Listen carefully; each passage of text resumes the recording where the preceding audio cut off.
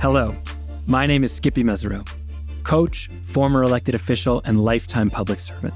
Welcome to Healing Our Politics, the show that shows you, the heart-centered public servant and political leader, how to heal our politics by starting with the human in the mirror.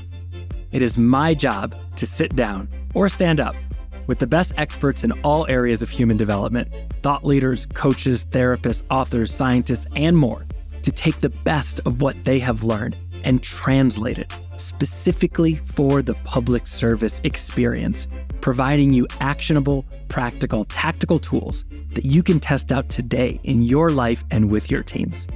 I will also talk to leaders across the globe with a self-care practice, getting to know them at a deeply human and personal level so that you can learn from their challenges and journey. Warning, this is a post-partisan space. Yes, I have a bias. You have a bias. We all have a bias. Everybody gets a bias. And I will be stripping out all of the unconscious cues of bias from this space. No politics, partisanship, or policy here. Because well-being belongs to all of us.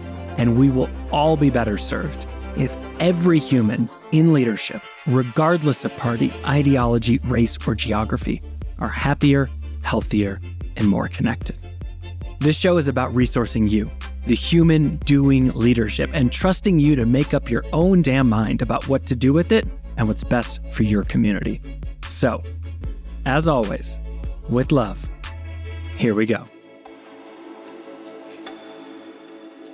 In this episode, I sit down with expert in human dynamics and the author of the new book, Remaking the Space Between Us, How Citizens Can Work Together to Build a Better Future for Us All, Diana Smith. And you as leaders are the ultimate citizens to lead this charge. Diana has been an expert in social science and relational dynamics for over 40 years, longer than I've been on this rock, third from the sun, folks. She holds a master's degree and an educational doctorate in consulting psychology from the Harvard University. You may have heard of it, and has spent the past 25 years studying and teaching the world's top leaders to build relationships strong enough to master their toughest challenges. Sounds applicable, no? Her research-based approach zeroes in on human dynamics of strategic choice and organizational change. She is the author of Divide and Conquer, Elephant in the Room, and co-author of Action Science with Chris Argus. I hope I'm saying that correctly, and the legendary, at least to me, Robert Putnam, as well as her most recent release, Remaking the Space Between Us. In case you thought Diana was bored in her free time, Diana is also a partner at Monitor Group, the founder and president of the Action Smith Network, and a founding partner of Action Design, which focuses on learning and leadership development teaching programs at fabled institutions such as Columbia, MIT, Harvard, Oxford, and HEC Paris. So, someone worth listening to. In this episode, we dig into so much, starting with the provocative thesis of her new book, which is to heal our politics. We need relationships before policy.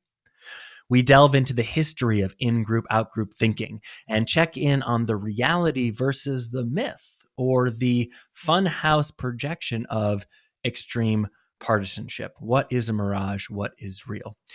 We build how-to guides for you to determine if you are unknowingly under the spellcraft of a malevolent leader, and we provide you a path out. We get into conspiracy theories. How do they work psychologically? And how can we help reduce those behaviors in others by changing the way we respond to those individuals into one that is effective rather than one that just lets us feel good? Techniques to build stronger teams, revive trust, and cultivate support to proceed through pushback and public hate. And finally, not finally, the common behaviors and experiences of our most lauded bridge building leaders, such as Abe Lincoln, Nelson Mandela, Maya Angelou, and more. With great enthusiasm and possibility, I hope you enjoy this wide-ranging and deeply interesting conversation with Dr. Diana Smith.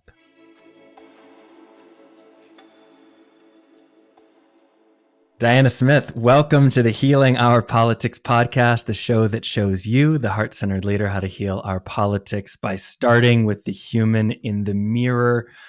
And I am so sure that all of those humans will be infinitely better resourced to do precisely that following this conversation. So I'm super excited to have you here. It is so great to be here, Skippy, and I'm so grateful to you for having me. I've extracted a thesis from your most recent work, and I wonder if you would agree with this. But as it relates to the topic of this podcast and of our work at ELC, which is the healing of our politics, and that thesis is to heal our politics, we don't actually need better policy, we need better relationships. Couldn't agree with it more. I think we overlook the extent to which relationships drive the politics. And the politics also, it's not like the politics don't have an effect on the relationships. They do. It is a mutually reinforcing dynamic, but the relationships are within our power to change. Yes. And so that's a great lever. So I'm always, as someone who tries to change systems, I'm always looking for toeholds. And the thing about relationships is they not only affect larger systems, they also put a ceiling on the growth and learning of individuals because they can take on a life of their own. They have identifiable patterns that make it very difficult for people to break out of them if they don't see them. But if they see them and they see their role in contributing to them, then they can actually conspire with the other person to change the pattern. They're no longer trying to get the other person to change. They're collaborating with the person to change a pattern that's not serving either one of them. Yeah. And it's actually not mutually exclusive in my experience. You actually need both the change in relationship and change in the policy or system. Yes. But there is an order of operations that seems to be an immutable law of human dynamics, for lack of a better framing. And the examples that come to mind are maybe two of the most famous in recent memory. But if I think about World War II Germany, or I think about apartheid South Africa, when the relationship was broken, when we were in apartheid or when we were in the war, there was no healing, there was no national or universal benefit to be had. It was afterwards when we move into the Truth and Reconciliation Commission in South Africa or the Nuremberg trials following World War II in Germany, and the individuals are taking ownership of their part in the relational problem. From that place, new policies, prescriptions, and frameworks and systems were then able to be put into action. Yes. It's a great example, South Africa. And what you say is true. So I don't want this to sound like a counterpoint, but it adds a wrinkle that's an important wrinkle, I think. And it's something Nelson Mandela said, because apartheid didn't end out of nowhere. It ended because of a choice on his part to forge a new kind of relationship with their clerk. And he said, if you make your enemy your partner, then you can have a partner with which to work. And so the question is, how do you build a relationship in which people are held accountable for what they do, but you're also in a position where you're trying to help them do better? Yeah, there's an Abe Lincoln quote that really stood out to me in your book, which was, I don't like that person. I need to get to know them. Yeah. Again, these are people who are extraordinary. And I think it's easy for us to say, well, we can't expect one another to be that way.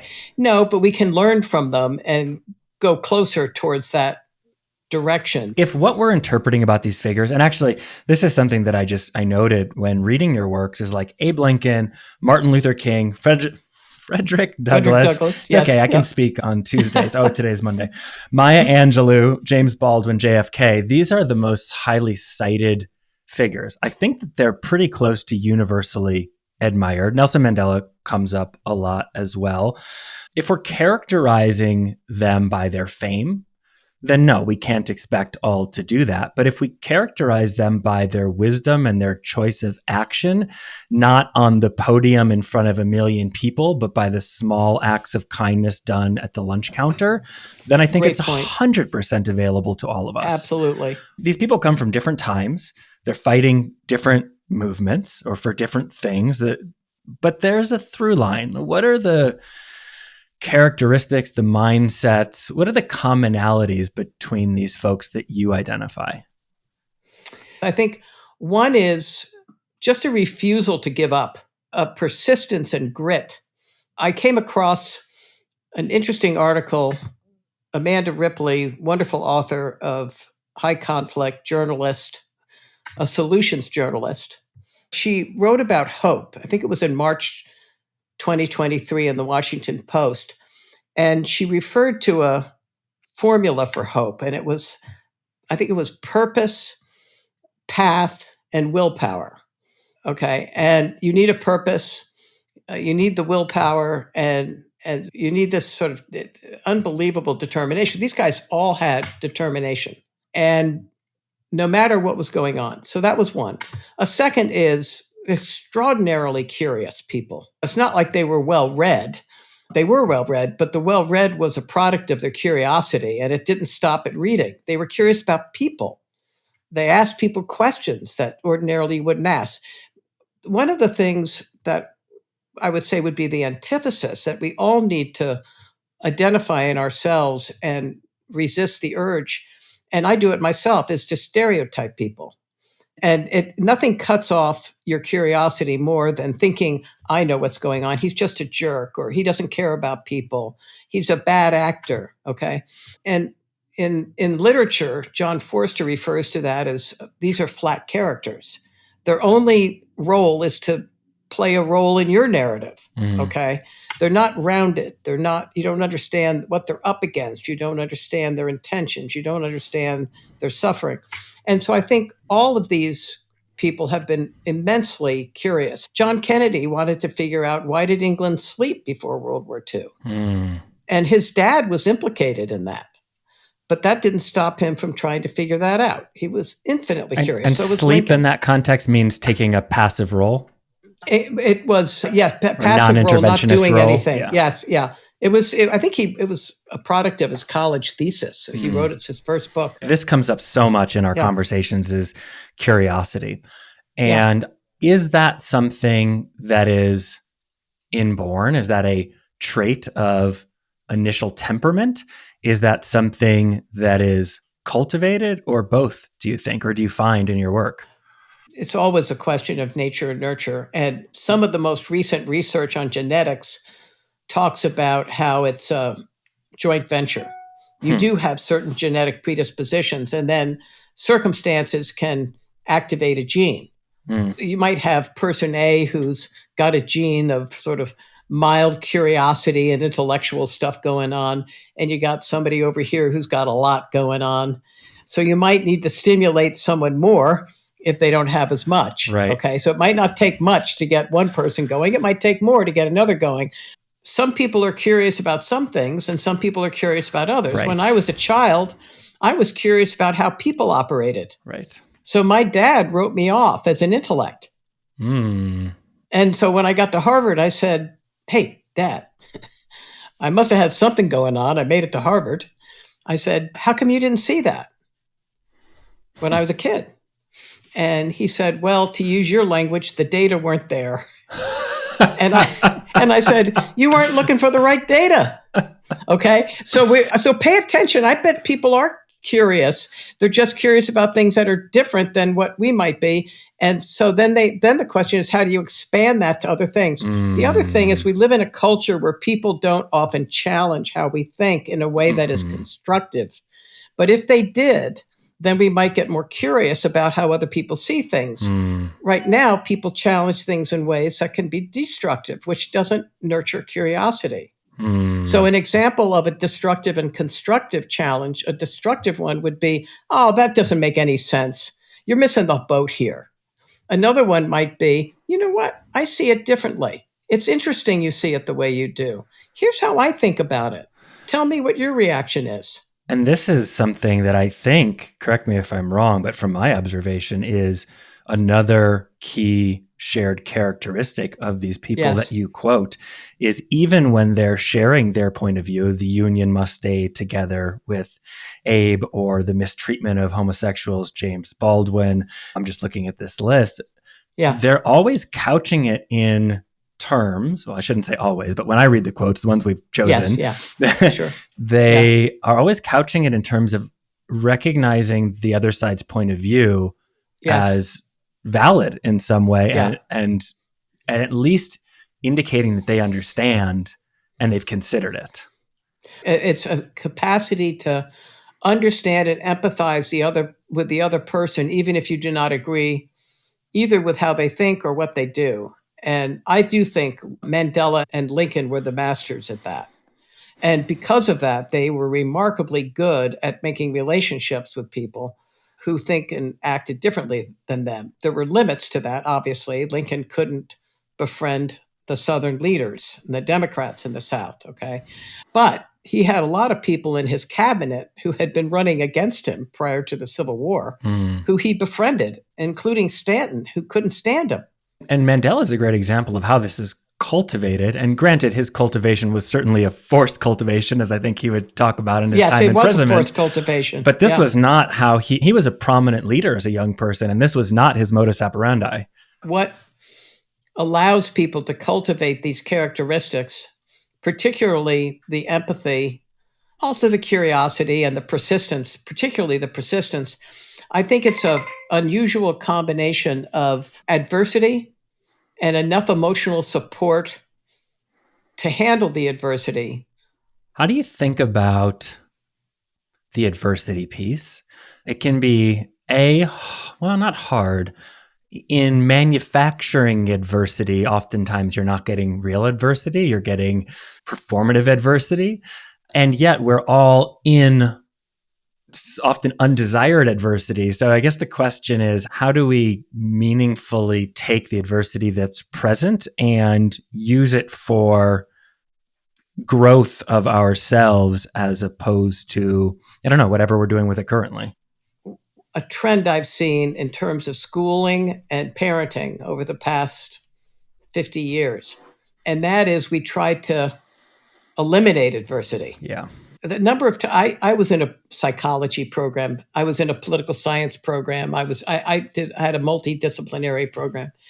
But when you were in the fields of education and psychology, and even in organizations, tough organizations, you would see people trying to design learning experiences so that people wouldn't fail. Mm-hmm. Okay? And I'm so grateful that I failed as a kid. I failed abysmally until I got to college. And that gave me failure muscles. And my parents did not cushion me from that. My school did not cushion me from that. I mean, when parents go, oh my God, my kid's going to be on the couch for 30 years because I didn't do this, I go, don't worry about it. Mm-hmm. Adversity is good. Just make sure there's enough emotional support there and a context for making sense of it that they can make something good out of it. So then the question is, how do you use the difficulty? Yeah. Okay. And as someone who's thinking about children but doesn't have them yet, I think about, and as a coach, I think about what message you're unintentionally, unconsciously sending your kid, because effectively you're demonstrating to them that you don't believe that they can respond from failure, that they are fragile, that they are non-resilient, and they're going to buy into that belief. Yeah. And that, one of the things I used to say a lot is we are taught that when we're wrong, we're not just wrong, but we're wrong for being wrong. So we have to cover it up. We can't take a look at it. Right. We can't examine it. And, I've been trying to change systems for decades. And sometimes my brother used to put it this way, sometimes you get the bear and sometimes the bear gets you. And I found the times when the bear got me to be the most fruitful in terms of my learning. The question I think that's always important to ask, and that has helped me so much over the course of my life, is not either to overly blame myself or blame them or whatever. It's to say, what is this telling me about myself? Yeah. What is it telling me about the other person or the circumstance? And what is it telling me about my relationship with that circumstance or my relationship with that person? How am I positioning myself? Am I seeing myself as a victim? Am I seeing myself as powerless? Am I seeing myself as not having any recourse? And if so, how can I shift that frame to give myself more degrees of freedom? Yeah.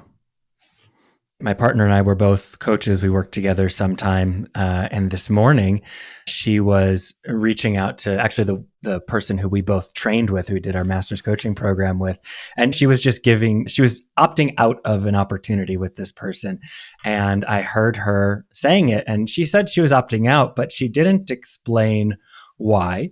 And I just gave her the little pause on the voice note, and she paused and I said, "Can I share something with you?" Yeah. She said, "Yeah." I said, "You're always talking about this in and out nature with women you look up to, and you just asked for something and then you're rejecting it and you're not explaining your growth along the way or how you got there. Like, you need to take ownership of how you're contributing to this." And she's going to see that growth and appreciate it, but like, you need to take ownership of that. And she was like, "You're totally right." And it's just an example of, in my mind, ownership is the single biggest key to success, which I think is what you're talking about. Ownership is huge. And you owned your responsibility for helping her see that she wasn't owning hers. And we do these things, as you said at the beginning, so unconsciously that we need one another. This is, again, where relationships come in. Relationships are the place where we have learning occurs, because we can't see everything. We see ourselves from the inside out. Others see us from the outside in. She didn't see what you saw. And so you gave her a gift. A lot of people are worried about causing adversity or making somebody feel bad or causing them not to be able to save face, and yet you didn't let that get in the way of saying this, which is hugely important. Yeah. And just to drive home the point, unless this become a therapy session for me, but 2 days ago, some of my core insecurities are around money. I grew up in a relatively wealthy community and I watched a lot of poor behavior. And so I built the unconscious belief, which has become conscious, that if I are to make a bunch of money, I'm going to become a bad person in some way. And so she called me out on that the other night. I went into a full trigger response, shut down, disassociation, the whole thing. She knows it. She sees it. She calls that out. She welcomes it.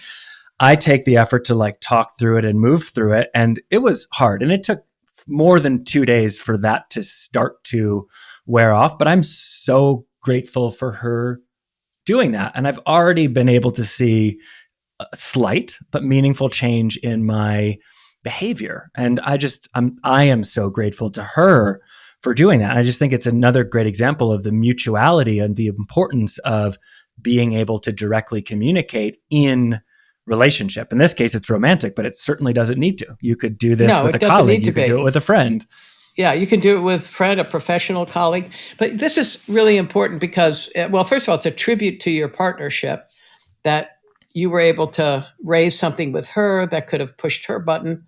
She was able to raise something with you that actually goes quite deep. Yes. So definitely, did push your button. But you had enough trust in one another that you were, and this is very important. Oftentimes when people give people feedback as if it's objective, they see it as, I'm telling you what ought to happen because of how it affects me, as opposed to, I got your back. Yeah. You're doing something that could limit you or get you into trouble. Yeah. I don't believe you see it. Yeah. That matters to me because you matter to me. So that way of raising something that could be difficult for someone to hear, it communicates that the person is caring about you. You see the difference? 100%. Yeah. And if I think about the constituent parts of our behavior, because I get annoying on the show about trying to make things actionable. Yes. First there's a permission piece. Like, we both actually asked if the other person wanted to and was ready to receive that.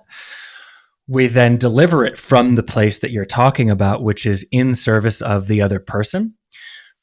There's truly non-attachment to it. We're not trying to get the other person to change. Right. So we say high investment, low attachment. So if that person takes none of the advice, that's okay. That's their choice.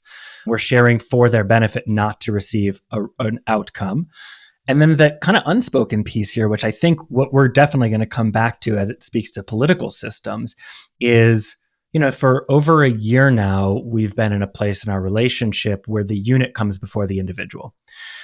That all of this is within the scope of what's best for the relationship, not me or her. And so, and this is why I say we'll come back to this, is the opportunity to break out of this is for me or you, Republican, Democrat in most cases, but not all, but actually what's best for the nation, what's best for democracy, what's best for the system, not me personally. And so I think there's an unspoken agreement in it that's important as well. So I'm going to come back to the identifying the quote unquote challenge, maybe say problem. I don't like that word. But before we do, you asked me to bring you back the the use of difficulty as it relates to these kind of archetypal leaders who maybe we can model some more of our behavior on. So if there's anything you want to say on that. I want to, you can probably find this on YouTube, but there's a little YouTube video of Michael Caine talking about when he was starting out acting and he was on stage and he had an entrance that he was supposed to make through a door and there was a chair in the way. And it was rehearsal. And so he got flummoxed and he stepped back and he didn't come in. And the director said, "What's going on?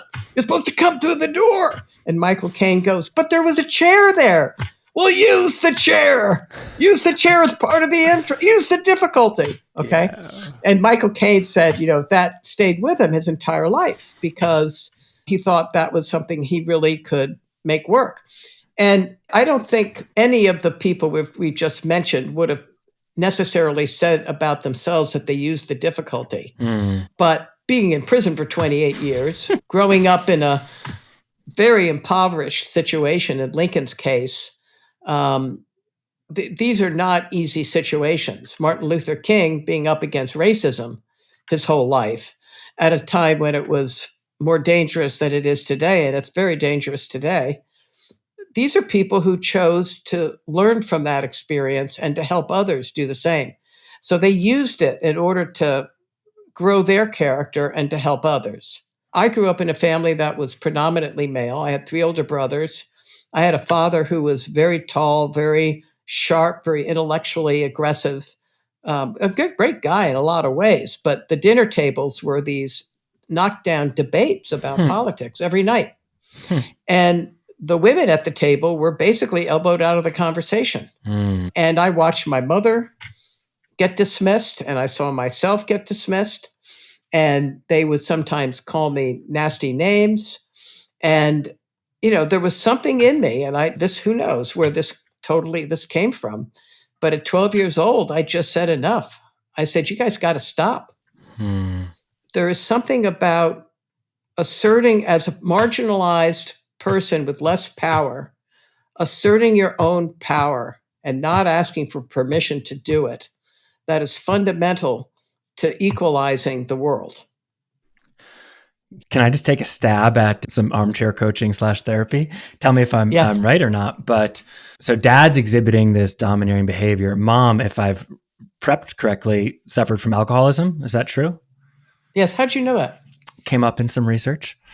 Oh, okay. Yeah. But if I were to, it was during the Vietnam War. Dad was a conventional fighter, warfare fighter. My mother was a guerrilla fighter. Oh.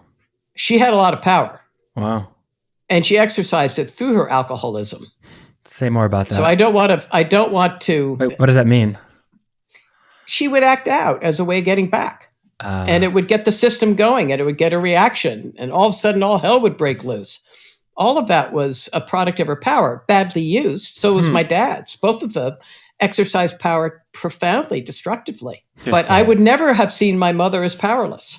Sure. Although I think everybody else did.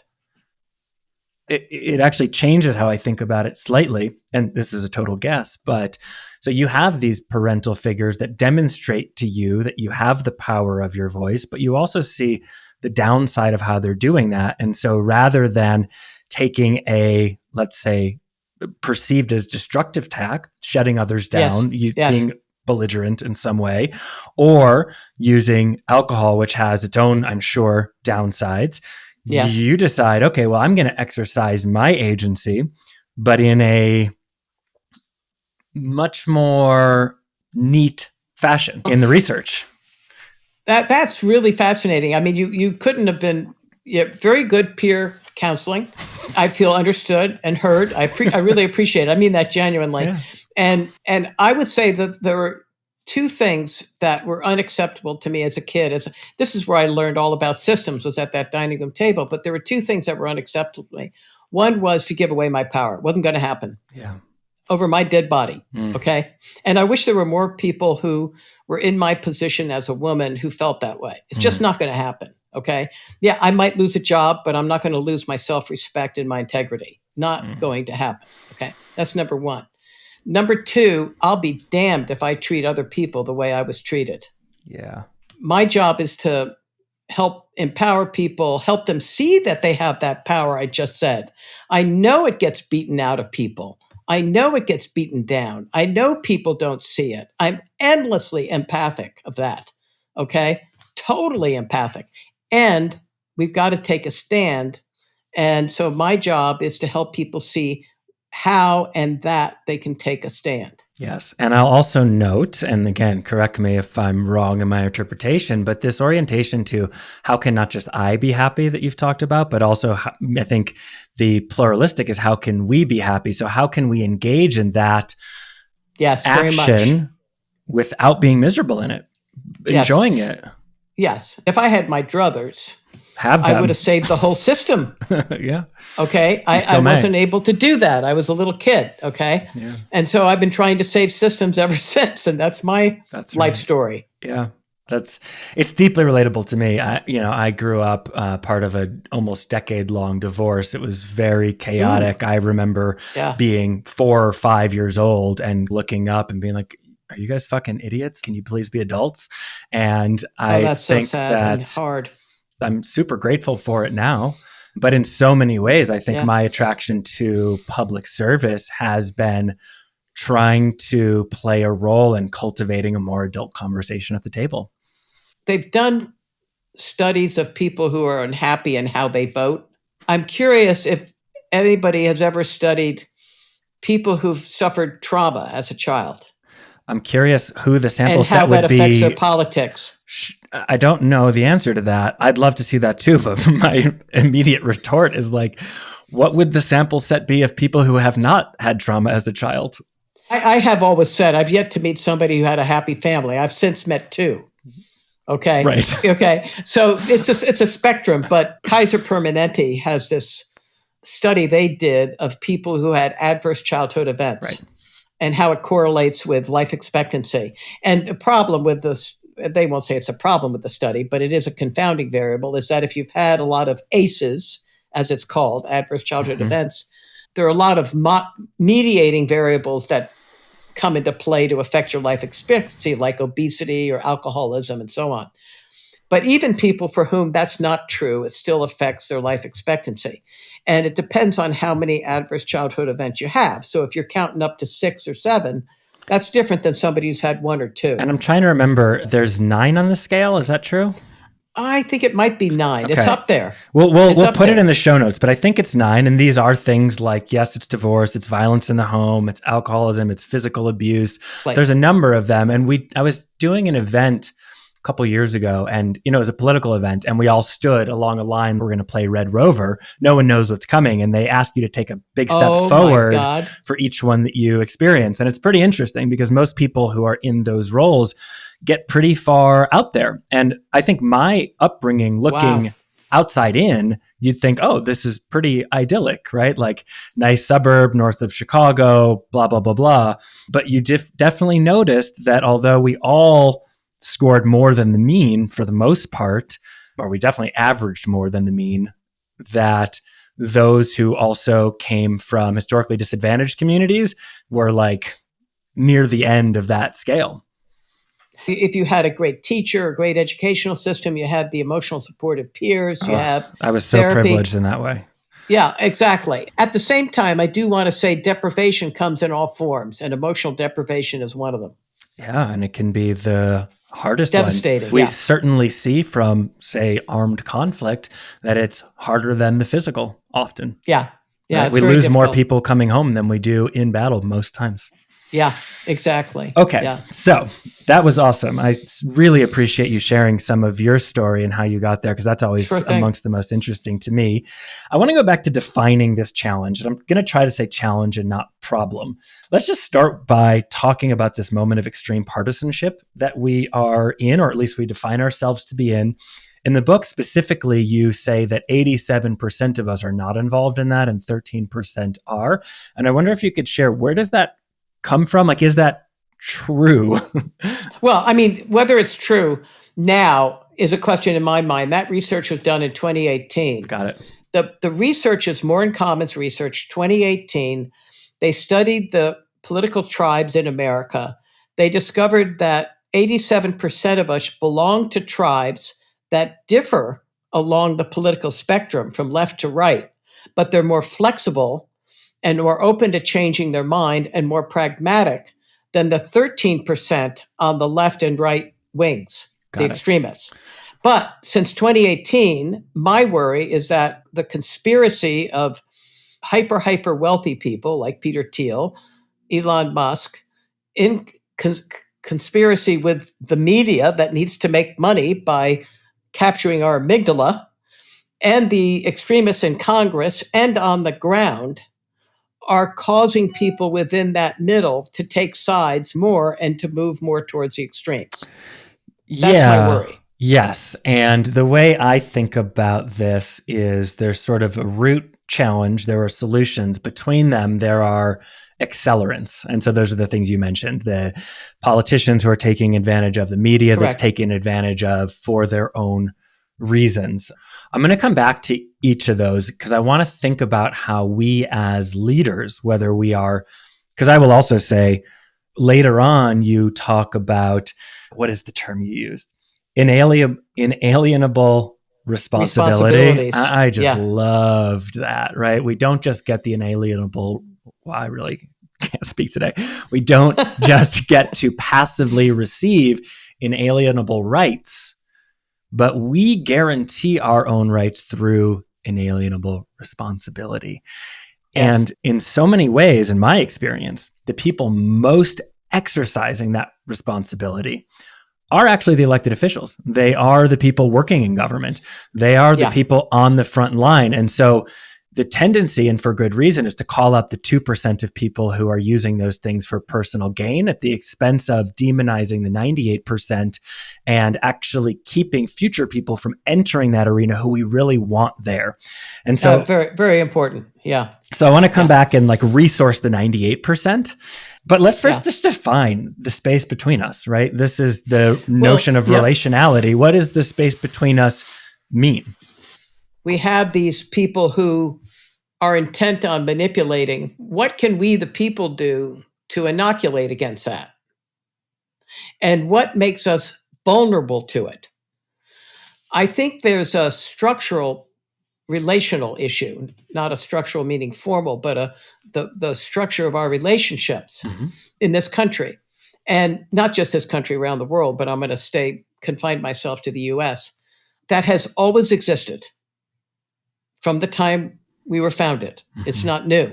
Just as you were saying, we're seeing a new manifestation of an old challenge, which we've tried to fix in different ways, or tried to remedy in different ways. And that is a problem and I'll call it a problem because it is a problem, does need to be fixed, but you're right, we can use it as a challenge and incorporate it. It has been around in plain sight forever. And it is that we have lived separate lives, divided in groups along two lines. One is demographic. So this is not all political polarization. We've divided ourselves into separate demographic groups. And the others, we tend to divide ourselves into separate ideological groups.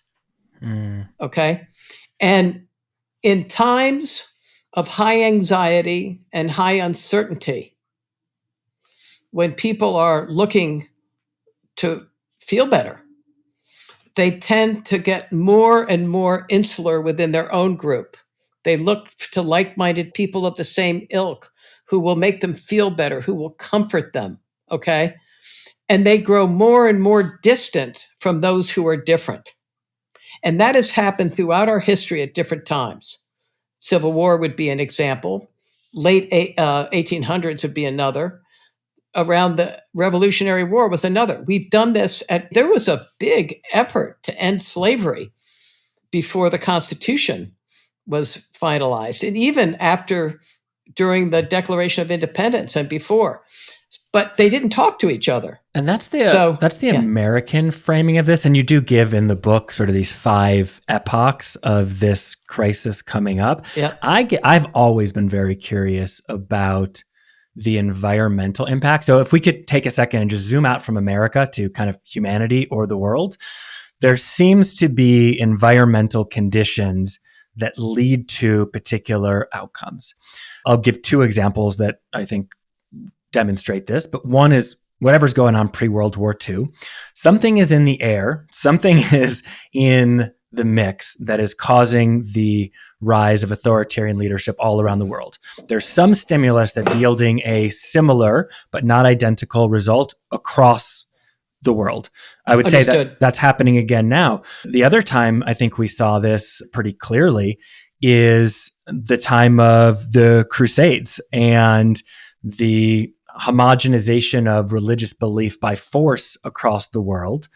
And I'm curious what if you agree that those are these moments and what some of the contributing factors you might think. I've got some theories, but I'm curious if you have any thoughts about that. And if you're I'd be interested in your theories too. I'm going to throw something out just to get the ball in play, okay, and then let's bounce it back and forth.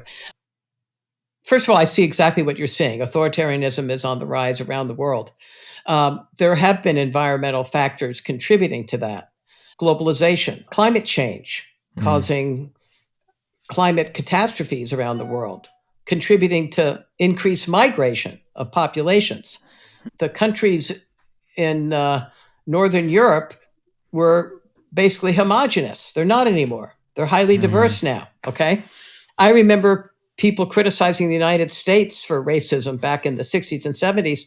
My reaction then was, you're right, it really sucks, and just wait until you have more diversity. Let's see how well you handle it, okay?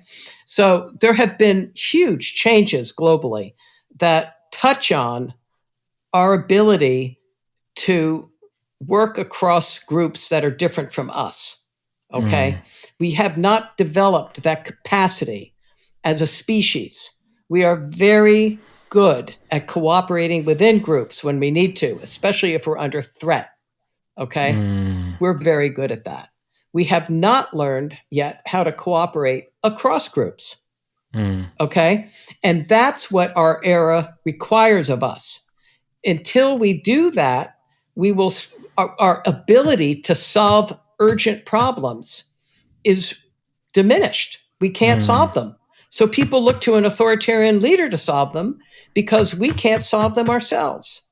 We can't work across groups to come up with solutions that work for everybody. So we're looking for an authoritarian leader to impose it, okay? And that is a worldwide problem. But I think it's possible to take another evolutionary step and to move from learning how to cooperate within groups to learning how to cooperate across groups. And we have the motivation to do it now. We've never had the motivation. But with climate change, we have the motivation like we've never had it before. Climate change crosses boundaries. It requires us to work on this across groups. If you're listening in an office in an unfamiliar neighborhood, don't worry, someone's not trying to break in. That's just Diana punctuating her statements with her hand because she's so passionate. I was listening to your wonderful technical advisor talking about being Italian, and I thought, I'm a wasp, but I'm an Italian wasp. What can I say? So sorry about that. So anyway, I think we have the capacity to take that evolutionary step, and that's one of the things I talk about in the book. And you actually see it even in Congress, it happening. We're going to talk about that too. Okay. So if it can happen in these contexts, it can happen elsewhere.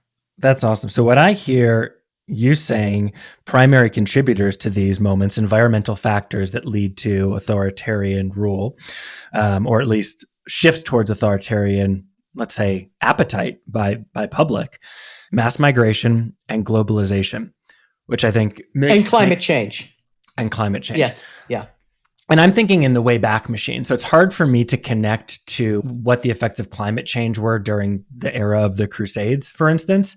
So I'm not saying that's not a contributing factor, but I'm going to just put that one to the side because it's hard for me to, I don't have the source data to know that. But the other two make great sense to me. And the third one that I would add for your consideration is massive disruptions in technology, but specifically communication technology. Yeah.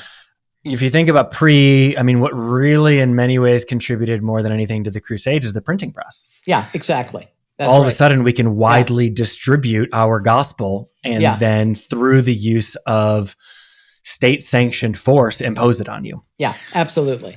Okay. Yeah. So if the contributing factors are migration, globalization, then I think we have some hope of allowing this cycle to resolve itself over time, because we'll simply get to a place that is so homogenized as to not have a next phase change in those root conditions.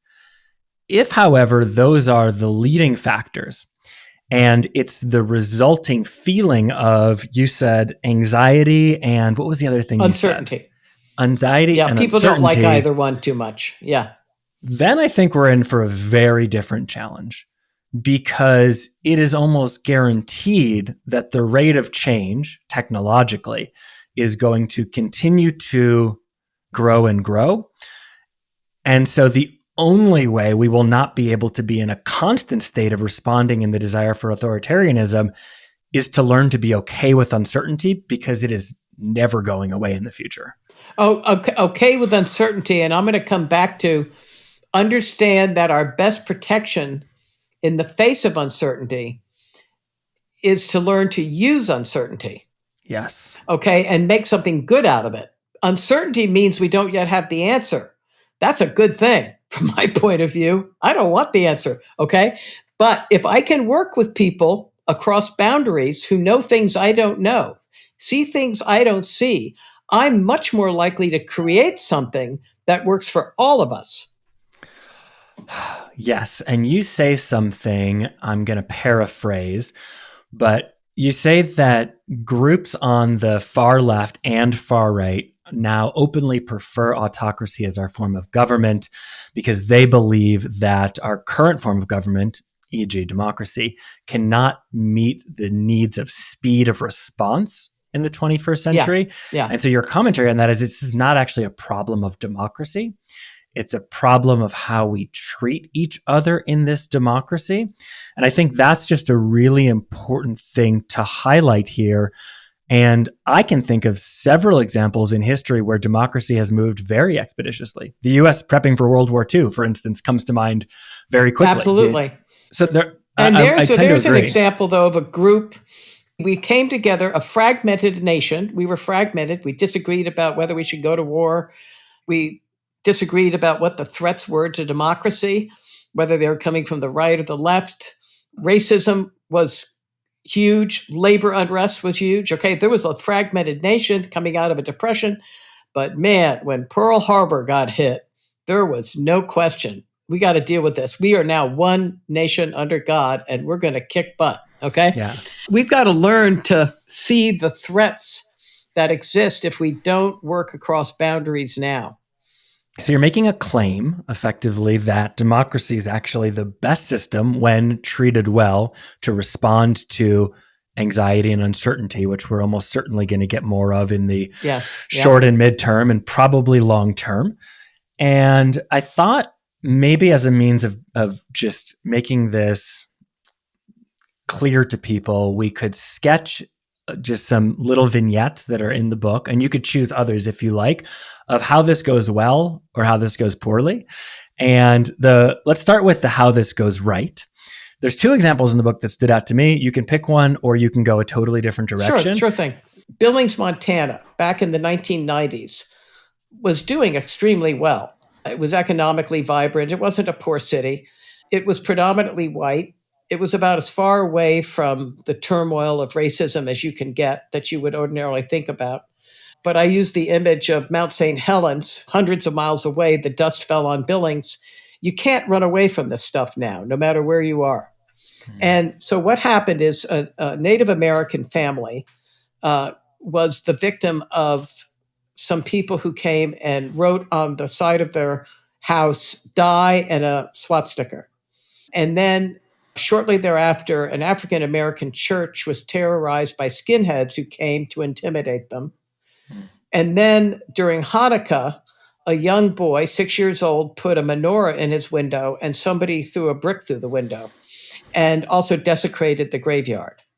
And the response of the town gave rise to a movement called Not in Our Town. And this is how they responded. First, the Painters Union went to the Native American home and repainted it for free. Then white neighbors escorted the African American congregants into their church for the next weeks and months so that they would not be terrorized by the skinheads. And then the local newspaper printed a picture of a menorah, and hundreds of homes hung the menorah in their windows. Patrice O'Neill, who's an independent filmmaker from Oakland, decided that this was worth filming. So she went to there, she filmed exactly what happened. She interviewed people and she wanted to tell their story. It's about a 13-minute film. And she took it back to Oakland, where she's from, and she showed it in the Bay Area. And people came from all over the town, law enforcement, faith leaders, educators, everyday people, parents, so on. They all came to see the film. And at the end, Patrice said, "What do you think of what they did in Billings?" And they said, "Oh, not so fast. We want to talk about what's happening in our town. We want to talk about how much are we helping people to feel like they belong in our town? Are we creating communities that are stronger than hate? Are we making people feel like they belong so they don't hate? We want to talk about that." She said, "Wow, wasn't expecting that." So she started traveling around to town halls across the country, I think maybe 100, showing the film, and people began thinking about their own town. And now there are literally hundreds of chapters of Not in Our Town across the country in communities. And the thing that I want to emphasize here is when I pulled on that thread about Not in Our Town, I uncovered hundreds of thousands of people working across the country in one way or another to rebuild our democracy, to redefine the space between us, to open up the insular spaces within groups, and to shorten the distance, close the distance across groups. Literally hundreds of thousands.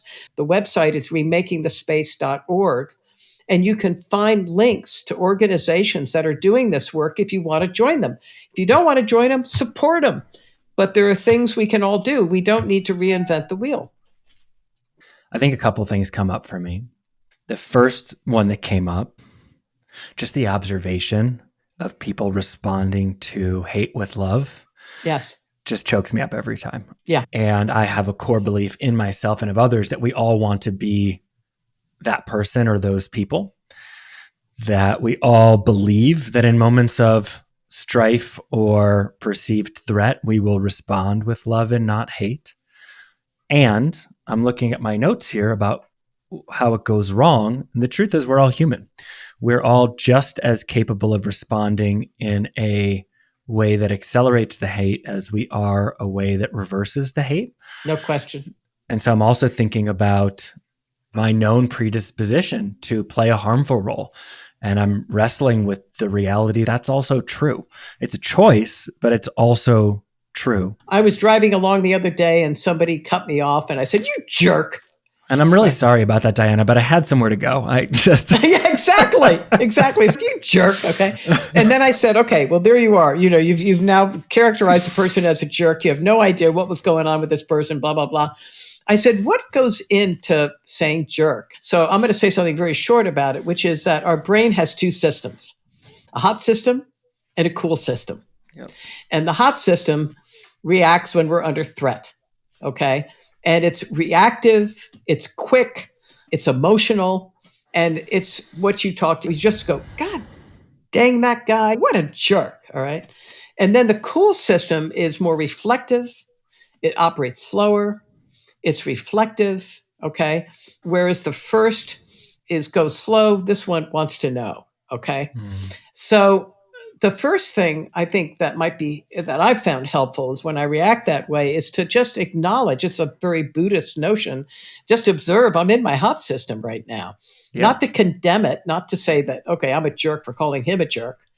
Just observe that I'm in my hot system right now. It doesn't feel good to be there. So how can I migrate over to my cool system? And there's been a lot of research that the more you just interrupt your hot system, observe it, and say, I want to move over to my cool system and start reflecting on what might have been happening to that person, the more connections you make in your brain between your hot system and your cool system. So the more often you do it, the more often you create those connections. The more connections you create, the easier and quicker it is to move from your hot system to your cool system. Yeah, that's right. And if you were in a session with me as a coach, we might employ mindset work around this and ask you that exact question, which is like, what are 3 explanations that could have been true in which you would have been extremely happy or prideful that person did that? And you might come back with something, and I'll try one just for the listener. It's like, there's a young woman in her mid-20s named Stephanie.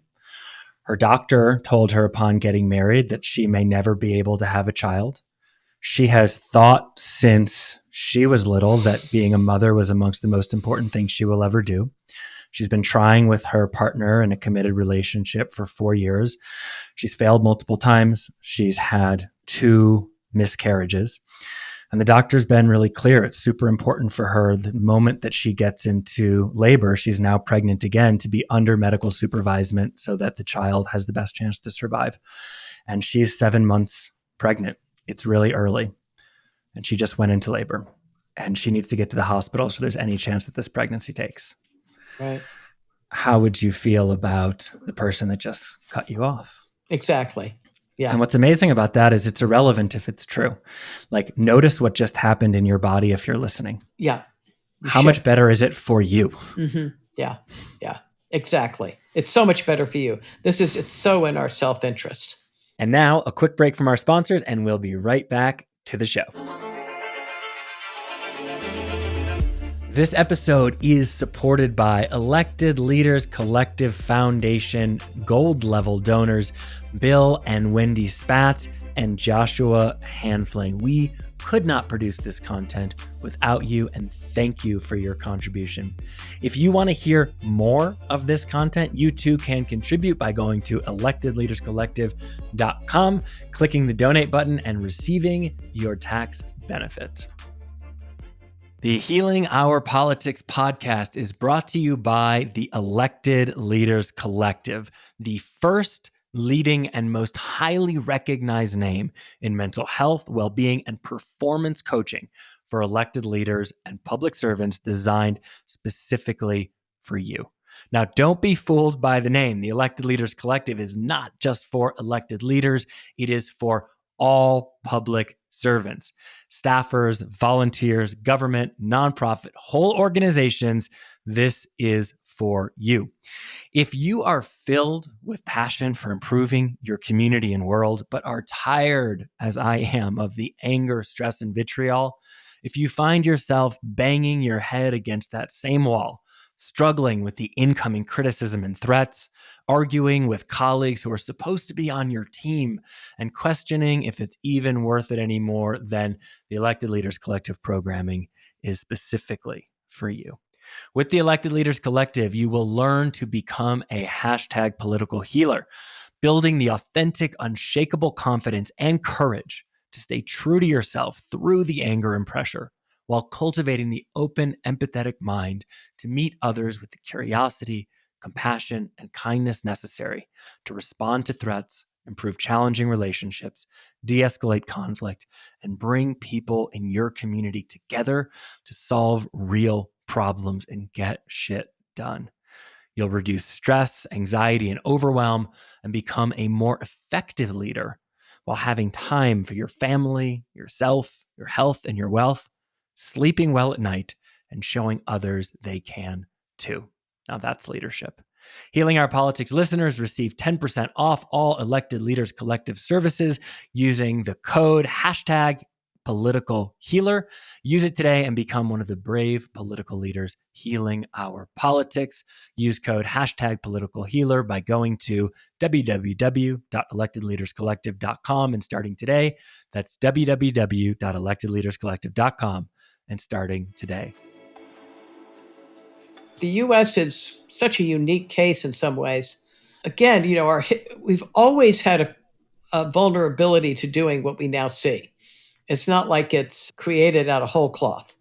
So where it can go wrong is if, for lack of a better word, behaviors, predispositions on the part of the electorate that have caused enormous pain in our past are not attended to and not worked through. It's phew. We got through that. We got a constitution.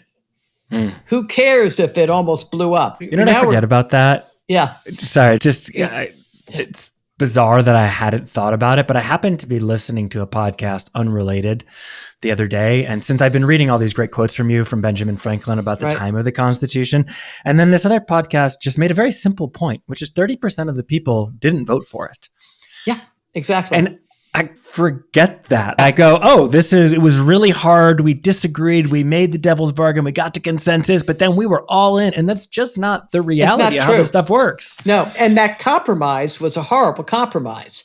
It was a necessary one to get a constitution, but it got us a constitution that built into it inequalities that have haunted us ever since. Slavery, 3/5 of a person. Exactly.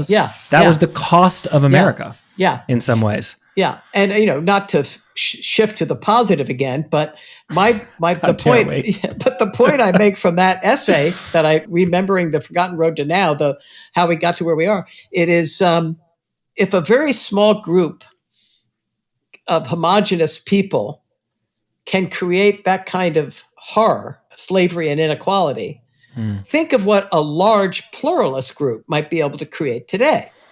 In other words, this was a construction. It wasn't imposed on us. Okay? This was something we created. So if we created it, we can recreate it. And to me, that's the takeaway from history that we've never acknowledged, because we don't want to look at how we created it. But we did create it. And people are, white people feel so shameful, and other people are so angry at white people for what they did, that white people don't take a look at what they did in a way that's dispassionate. We ought to get over it. We got to look at it. Okay. There's a legacy in this country that we've never looked at. That legacy continues to haunt us. It came back in the Civil War. It came back in Reconstruction. It came back in the Red Scares in the early 1900s. It came back in the Depression. It came back right prior to World War II. It came back during World War II in terms of how we treated Black troops. It came back after World War II in how we treated Black troops who were veterans. It came back in redlining. It comes back again and again. We have not ever come back to deal with how we have defined and made the space between us across demographic, and as a result of the demographic, ideological lines, because those ideological lines are defending the demographic lines. And until we deal with that fundamental problem in the U.S., we're going to have a vulnerability to authoritarianism.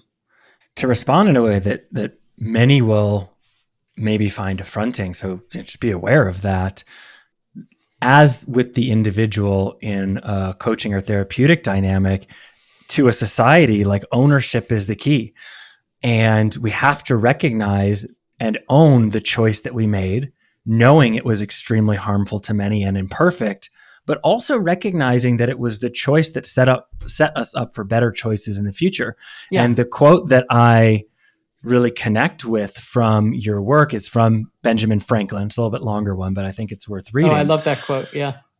I confess that there are several parts of this Constitution which I do not at present approve, but I am not sure I will ever approve them.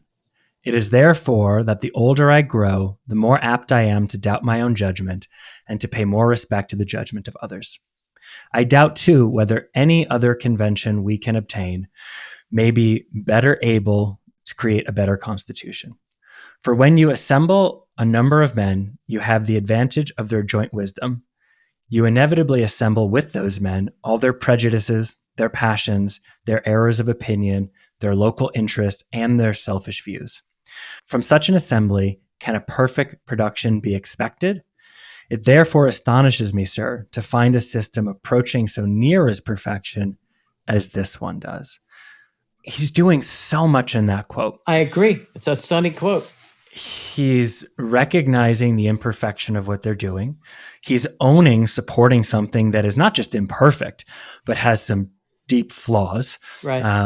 That will lead to the enslavement of human lives. But he's also recognizing that it's simply the best they can do at the time, and that it is moving them forward. And so I think we have to take ownership of the fact that, yeah, we made this choice that confined a large group of people to truly heinous human outcomes whose shadow and long tail is still with us. And we also have to own, and maybe this is wrong or right, we can't prove a counter narrative, but had we not had that constitution, had we not had the first democracy, had we maintained monarchy and colonialism, would that have done anything to eliminate the practice of slavery, which was practiced all over the world? Would we be in a position to now try to make amends and change our system to more fully bring, as we have several times in our history, a larger portion of humanity into the founding ideals of that document? That's a great question. It's one I asked myself a lot when I read that quote and think about what happened. And then you could also say, well, the reason why that Constitution ended up the way it did is the North realized they couldn't beat the British without the South. So they were constantly cajoling the South to stay with them. But let's say by the time of the Constitutional Convention, they could have cast the South aside, okay, Yeah. and said, okay, so you guys go and have a slave state, okay, and we won't up here. The question is, what would that have done? So it's not clear what the right answer would have been, or if there even was one. Where I hold us responsible as a nation is we didn't move fast enough to reconcile it. And when we did, we had a civil war that took the lives of 700,000 people. That's daunting. And then we went through Reconstruction, and because of the assassination of Lincoln, I hope he would have done better than Johnson, the return of slavery, essentially, by another name. So, I mean, I think it behooves us now to not fix, I know you don't like that word, but to remedy or to reconstruct or to reinvent the space between us so that this doesn't continue into the future.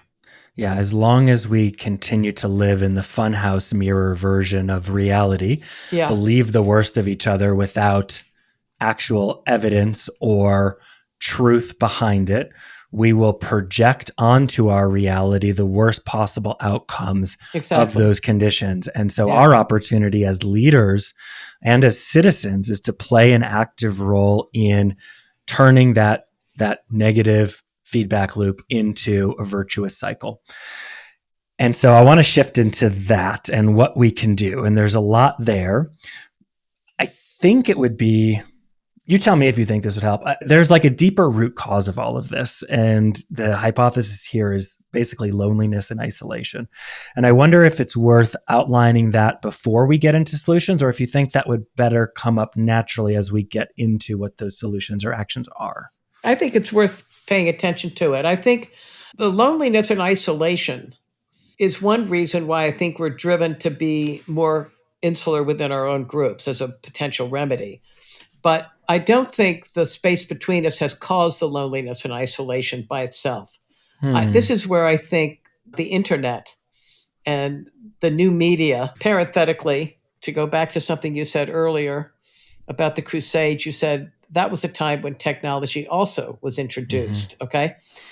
Anytime you introduce a technology, it takes a while for society to figure out what its place is in society, what our relationship to that technology ought to be.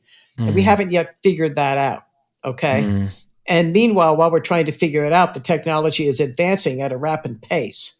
It will be important for us to figure it out so that and it doesn't. Evidence of that, you say there's a study, correct me if I'm wrong, but regular news consumers, when you ask them about their beliefs about people on the quote other side, whatever that is to them, of the political aisle, their beliefs about reality are 3 times as inaccurate as people who are just passive news readers. Yeah. So if you're consuming 24/7, the odds that you're distorting are 3 times greater than if you were not. And then the other is, this is, I thought, really fascinating, because you'd think the internet would moderate our insular reality, okay? It ends up that when people go on the internet, they do encounter competing views or conflicting views. What they don't have, and this gets to the loneliness issue and the unhappiness issue, they don't have as many face-to-face interactions with people to moderate what they're learning about on the internet. So our connections are coming from the virtual reality. And I remember I had a social psychology professor, a wonderful man, Roger Brown, when I was a graduate student, and he talked about politeness strategies, how we look out for each other, save face, and so on. He goes, the problem with being in your car is those strategies break down because you can't see the person. And he was anticipating back in the 1970s the same reality that happens on the internet. They're anonymous. We don't see them. Okay. So the kinds of things we would normally do for walking down a street and we bump into somebody and, excuse me, sorry. Okay. Those start to fade away. So without the same kind of face-to-face connection, and there's so much data on how young people aren't connecting with each other as much, they're living in their virtual reality. Okay. And I think the product of that is that people are getting more and more polarized because they're entering a world like the fellow I talked about in the section on loneliness, who, after his mother died of a stroke unexpectedly, wasn't close to his dad. He started getting on the internet, and the place that was recruiting him were these hate sites. And that was where he was seeking his sense of belonging. Okay. Luckily, he managed to retrieve himself.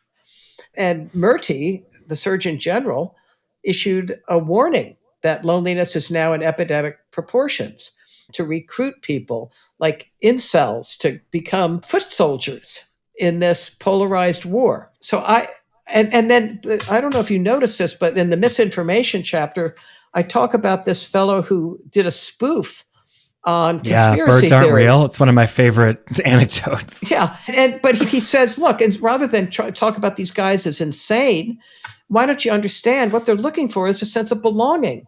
And this goes back to not in our town. If we created more of a sense of belonging, if we I intentionally reach out to people who are very different from me in terms of gender, race, age, ideology. Okay.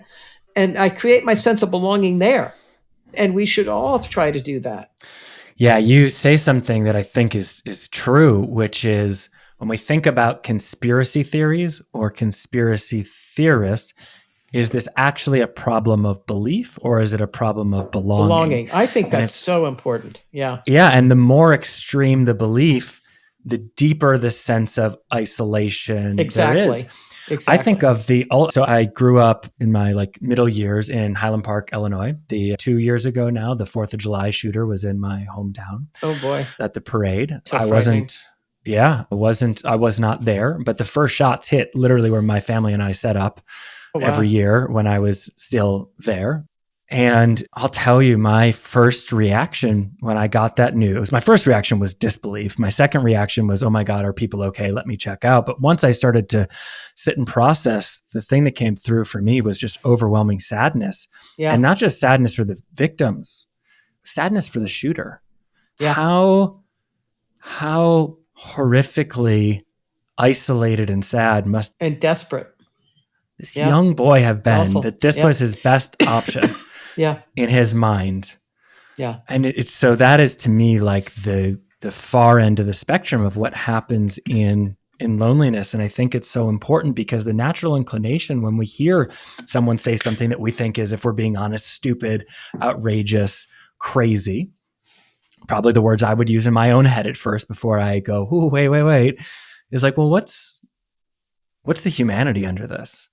How can I meet this person with kindness, not just because it's the quote unquote right thing to do, but because it's actually the thing that stands the best chance of bringing this person back into society as a contributory member. Yeah. That's going to benefit them. It's going to benefit me. It's going to benefit the system. We got here because of this distortions of much of the media of reality. Yep. And I wonder, you as a person who is aware of this, what do you do? How do you source media and information to inoculate yourself from those that others could copy? I have a Substack newsletter, and I wrote a recent post called Lost Your Mojo? Here's who took it and how to get it back. You have the dominant media. It's focused primarily on what's wrong. It investigates the causes and blames. It doesn't offer solutions. It appeals to your amygdala because its tone is usually angry and is intentionally trying to cause outrage. It's based on Roger Ailes' theory of politics.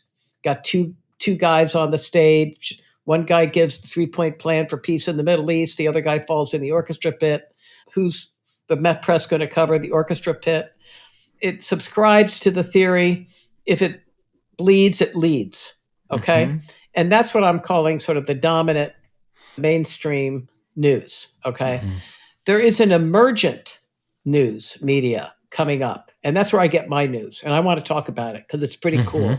Okay? Mm-hmm. It's just as investigative. When it first started to emerge, the reaction of mainstream news was to call it all opinion pieces, fluff pieces, positive story pieces. Okay? But it's just as investigative. It investigates, not only does it investigate problems, but it investigates the root causes. It also investigates solutions that people are creating to solve the problems. The tone is a tone of observation, warmth, interest, curiosity, and the difference in impact in terms of the reader is just fundamental. And so I get my news from an organization called Solutions Journalism Network. And they have already trained 60,000 journalists around the world in mainstream news. And if you go to their website and click on their story tracker, you can find their stories. So I get my news there. I do get my news elsewhere. I get my news from the New York Times, the Washington Post. I check out Fox News. I check out conservative. I go to Substack a lot. Substack has a direct incentive to cultivate readers. You're not paying for the New York Times apparat. The New York Times, the Washington Post, Fox News, they mediate between the reader and the writer. And they mediate between the reader and the world. Okay? So Substack takes that mediating force out and directly has writers cultivating a readership. So I get a lot of my news on Substack. And the Dispatch, which is a center-right newsletter, started on Substack, is now elsewhere. But it's not just people on the left who are on Substack. In fact, one of my favorite ex-Substackers, Jonathan Katz, who's a good progressive, left Substack because Substack was supporting people so far on the right that they hung out with Nazis. Now, I won't leave Substack because I believe what he originally said, which is they can go, but I'm not going to go. So there are alternative news sources out there. But the important thing is when I read the New York Times or I read some sensational piece and I say to myself, that's their job. They're making money. That's their job. They're making money by appealing to my emotional outrage, okay? They can do their job. My job is not to be victim to it. So I'm going to go look at these other sources and see if I can triangulate what I'm reading here and find out more stuff. That's the other thing I wanted to say, is they actually don't report the data of what people say and do much of the time. They report people's attributions, accusations, and counter-accusations so that I myself don't know what actually happened. And that bugs me. So I go and try to find out what actually happened. I'm curious about the frequency and quantity of use, because I know many people who have said, who've come to the recognition that reading news all the time is having a negative impact on them. And their solution has been, I'm just not going to listen at all, which I think comes with its own set of downsides. Definitely. But you've also said reading more can further distort. And I wonder if that's because you're not reading it the right way, or do you limit how much content you're taking in any way? I actually don't limit the amount of content. I definitely limit the quality of the content. Going to Solutions Journalism Network helps a lot. So like when I was doing the research for this book, I was reading about all the things people were doing across the country to turn things around. Okay. I was consuming a huge amount of information. So my quantity was very high, but it was motivating and inspiring, and it was generating ideas about how we could help each other and how we could work this out and what could be done, what I could do, what others could do. So that wasn't a problem. When I stopped writing the book, started promoting the book, that was a bummer. Not as much fun. You send messages out into the ether and you don't get anything back. Okay. And I was starting to read the news more, and the election cycles ramping up. And I find my own anxiety and my own emotional state starting to plummet.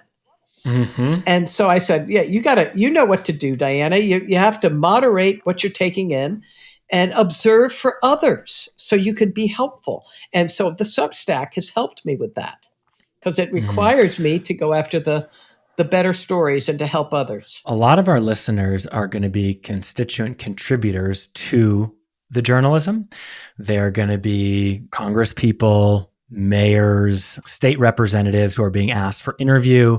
They will be staffers talking about the most recent policy that's been released. There'll be executive directors at nonprofits who are promoting structural changes to democracy. What would be if you were to give them a one-page handbook on the best way to interact with media that would make it most likely, granted, they're not the editor of that piece or the writer of that piece, but that would make it most likely that the resulting content would be both published and constructive, as opposed to either non-published or destructive? What might be some of the things that you'd put on that page? The media, quite rightfully, is more attracted to a human bites dog than dog bites human. Okay. Yeah.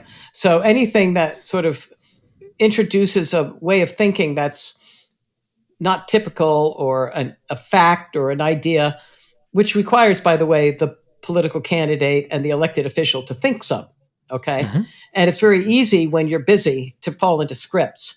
So I understand what I'm about to say is not easy, but it may be doable. So I'm going to give an example. There's a wonderful film. I recommend everybody get a chance to see it. It's called Common Ground. And it's all about regenerative farming. Anyway, so a great movie. There was a conservative elected official in Congress interviewed about regenerative farming. Soundbite, mic in the face. What do you think of regenerative? Okay. Because they were testifying in Congress that day. And he said, I'm a Republican and I'm conservative. And I'm actually quite surprised that more conservatives don't get behind it, because it's all about conservation. Soundbite. Okay. Yeah. He was supporting something that people think of as a progressive agenda. And he was reframing it as a conservative agenda, and one around which we can all get behind. That was an interesting move on his part. And we ought to be thinking about how can we say things that are interesting, counterintuitive, not necessarily alienating. So we've talked about these malignant forces of accelerating these negative circumstances for personal gain, whether that's media or particular leaders. And I want to understand, there's like the famous 21 questions, right? Where you go on a date, you ask these 21 questions, they're well studied to build love. Right. One of the questions is, you could have a dinner party with only one person, dead or alive, who would it be? And I remember the first time I went on a date and used that, my response to it was Stalin. The reason I chose Stalin, he was like, I know enough about him to make him seem real. And he's an archetype for the evil genius, right? Who's responsible for the death of many people. But what I want to know at that dinner is, did he think he was doing a good thing? Like, in all of our minds, do we actually think we're doing the right thing? Or are there true known evil, quote unquote, I don't believe in evil, but bad actors? Or are all of us along for the ride? And I think that's important to understand as a precedent for where we'll go into next. And I wonder if you have a thought about that, whether that's the person who is manipulating the environment as the, let's say, director of the news company, or as the politician leveraging division. And then also the level under that, which is the people who are supporting those individuals, either as a newscaster at that organization or a supporter of that politician, for instance. It's an important question. I tend, as somebody who thinks from a psychological, political, relational point of view, I would put someone like Stalin in that context. Stalin couldn't have been Stalin without the people around him. Same with Hitler. Selected. Yeah, they were elected to go back to his youth. I mean, the seeds were there for that person. So all of these people have authoritarian leanings. Stalin, I don't know enough about to say this, but Hitler was an angry man. And Hitler felt quite victimized. And there's probably a whole constellation of forces inside them and outside them that produced it.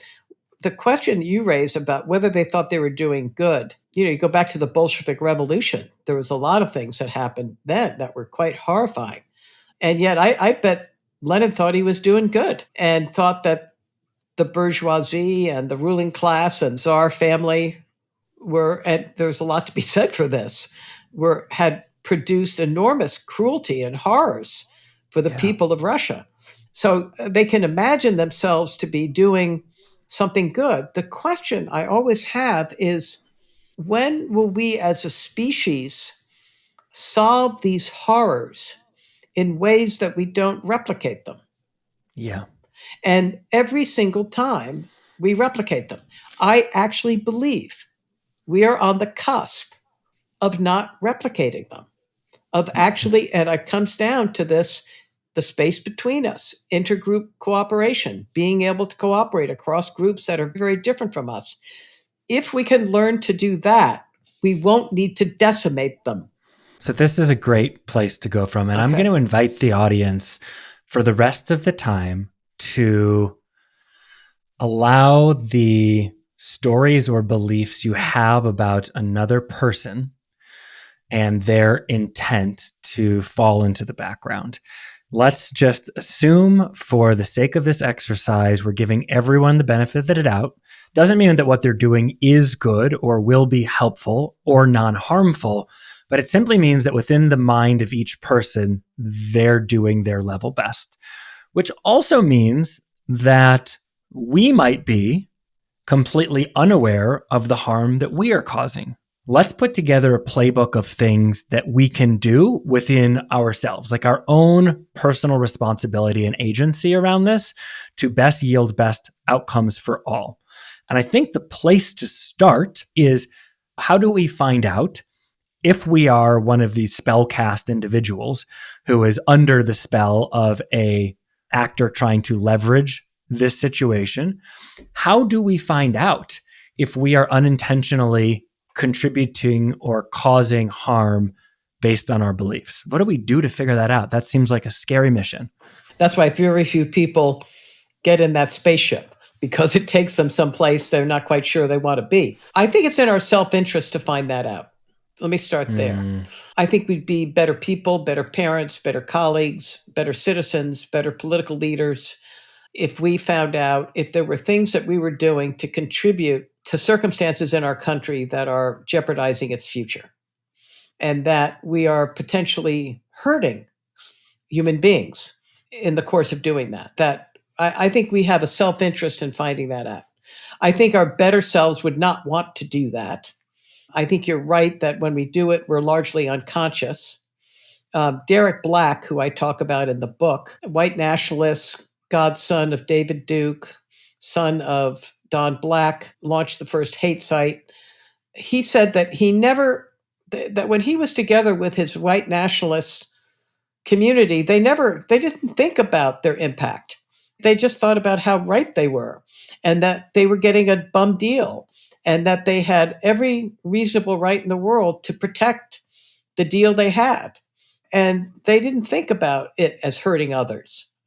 It wasn't until he went to New College and people told him how hurtful what he was doing was for them, and he actually cared about the people who said it. And they didn't abandon him, they befriended him, for God's sakes, okay? That was when he began to reconsider his impact on the world and the impact of the white nationalist movement. That's an instructive story for what it takes for someone to understand their impact. And it took two things. It took friends regardless, as he put it, who would stand by him and not disown him or reject him. But who would confront him with the consequences of his actions and challenge his beliefs in light of, I'm going to use a language system that some people don't like, of data they all consider valid. So he forged a very close friendship, eventually a romantic relationship, and eventually a marriage with Alison Gornick. But initially she couldn't stand the guy. But then she got interested in how somebody who seemed so curious and kind could be a white nationalist. And she decided to get to know him. And then at one point she said, "Can we talk about your beliefs?" And he said, okay. He was a little uncomfortable because he'd never talked about his beliefs with anyone outside his own group. But he said, sure. And then the two of them collaborated on collecting research they both considered valid to scrutinize their beliefs. She also never shied away from helping him see the impact of what he was doing.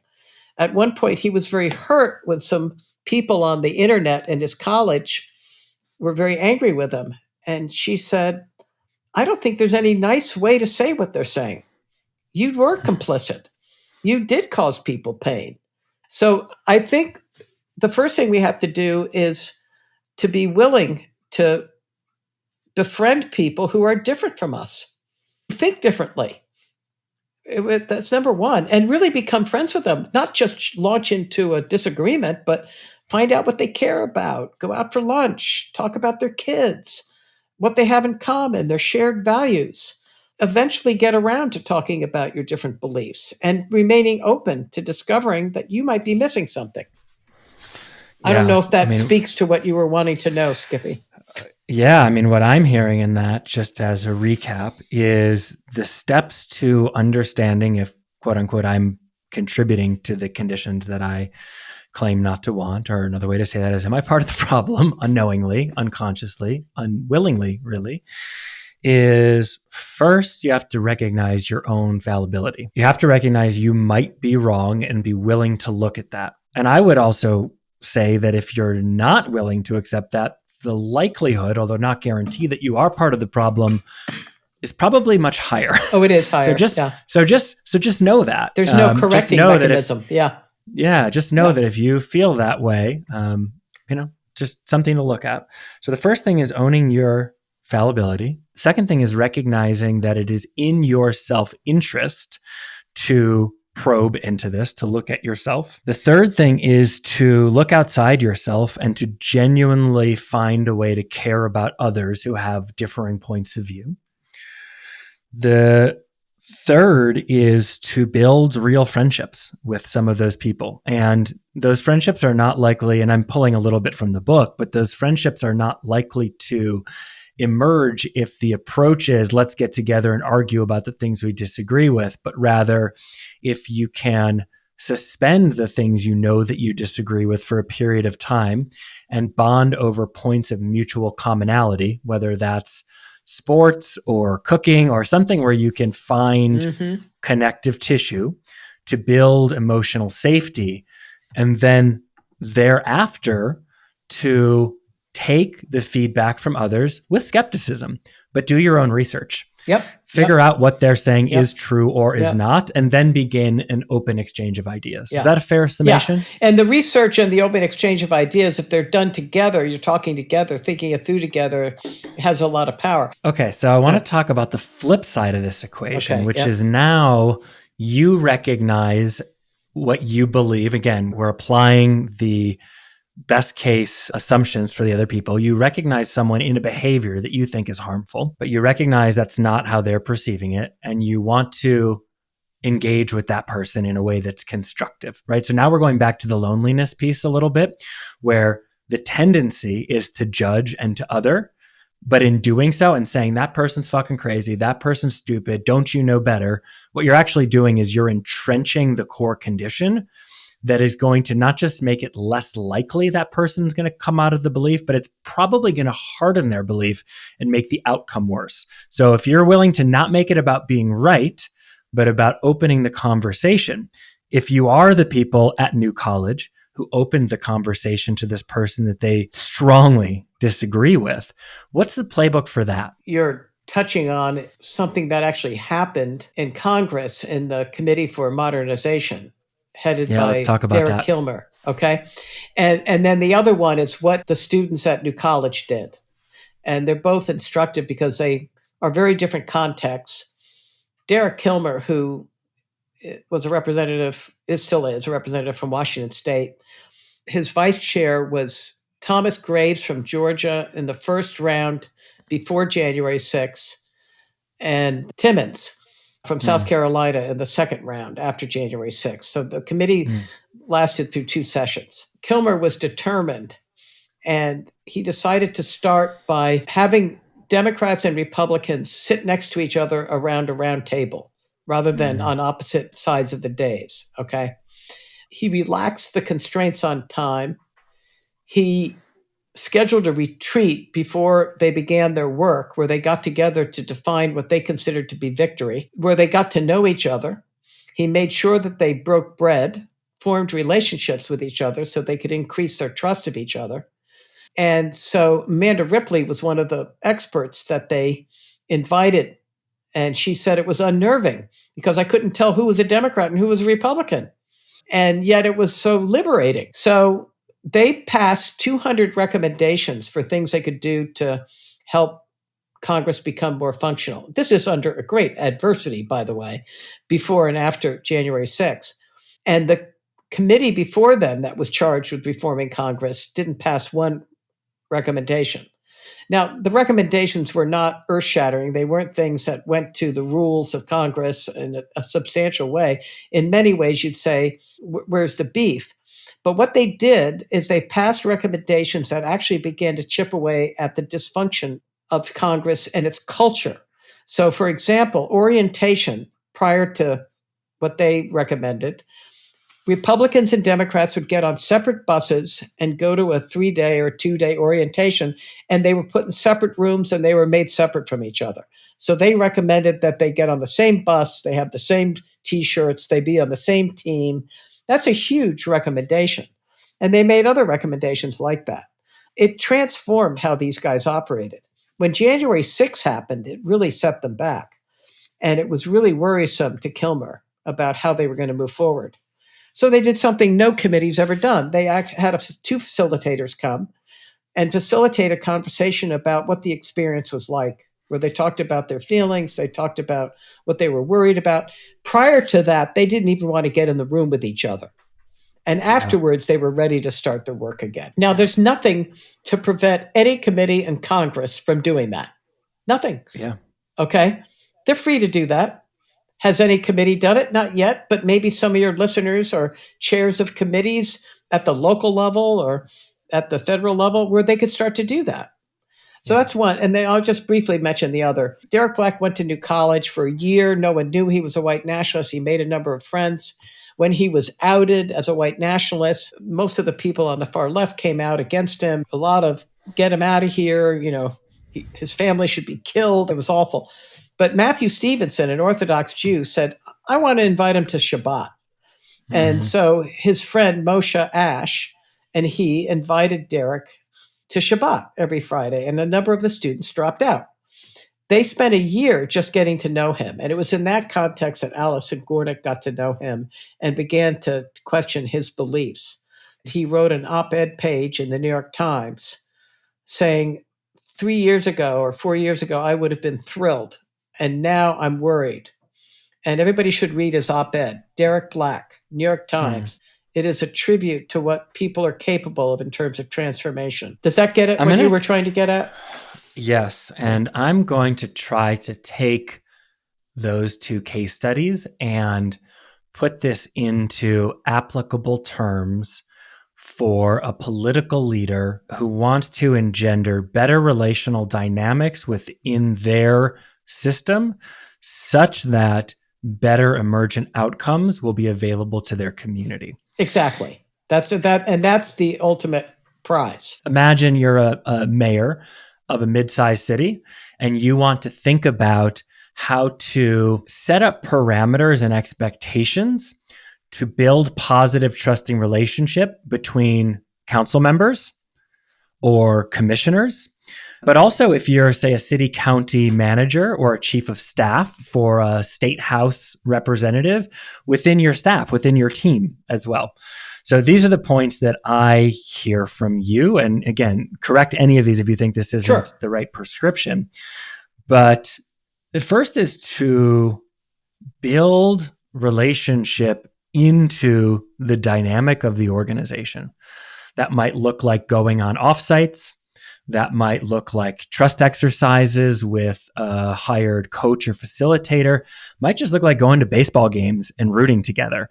But find ways to bond outside of work that don't have to do with work. And before you go, open meeting laws, yes, they're different everywhere. And yes, we have several constraints to doing the things that would benefit us. Most of those are only the case when you're discussing policy, that if it's a social call, you don't have to disclose. And if you do, great. Take the press along and let them be bored by you watching a baseball game, but do the work to show up and actually get to know each other as human beings. Second, you talked about altering the physical space to intentionally mix up what might otherwise be seen as opposed positions. So in the case of Congress, it was sit Republican, Democrat, Republican, Democrat. Most localities won't have those distinctions because they're nonpartisan elections, but you guys know who's the pro and anti-development side. Yeah. You guys know who's pro land use and whatever your local division is, mix those up side by side in some way. Or if you're at the staff level, make sure that the speaking arrangements, for instance, give equal time to those and alternate between them so that you have the benefit of that. A huge part of, and this is from my reading of the book, the success of the Modernization Committee was intentionally aligning around a shared goal.